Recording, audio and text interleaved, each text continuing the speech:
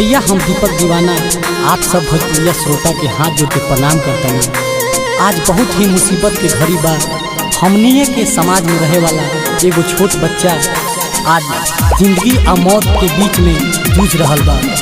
वो बच्चा के हमनी के जरूरत बा, हमनी के मदद करे के चाहिए। आई ये गाना के माध्यम से हम रउआ लोगन के कुछ बतावे के चाहते हैं। एगो लइका के रोताटे माई बहिन बाप भइल बाटे ऐसन रोग सुन के सभे जाता कांप।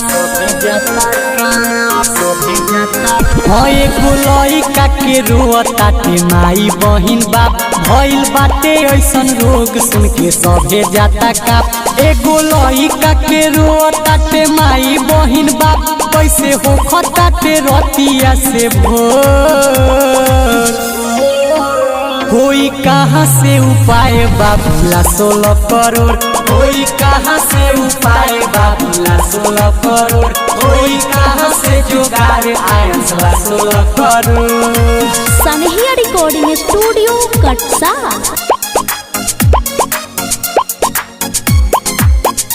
कोई कहाँ से जुगाड़ आया 16 करोड़।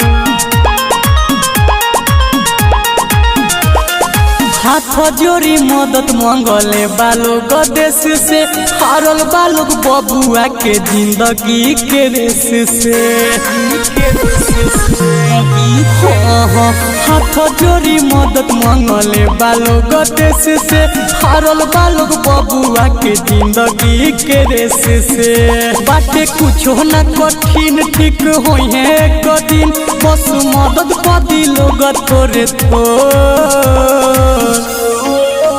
होई कहाँ से उपाय बाबूला 16 करोड़, होई कहाँ से उपाय बाबूला 16 करोड़, होई कहाँ से जुगाड़ आया 16 करोड़।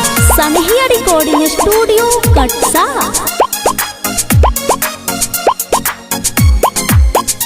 होई कहाँ से जुगाड़ आया 16 करोड़। एक दिन बा समय जात कटत वैसा ही जिंदगिया के एक दिन बा घटत। हाँ एक दिन बा समय जात कटत वैसा ही जिंदगिया के एक दिन बा घटत। बाटे ऐसा न बेमारी एक आदमीला भारी कहे सोनू मजा दीपक कर जोर।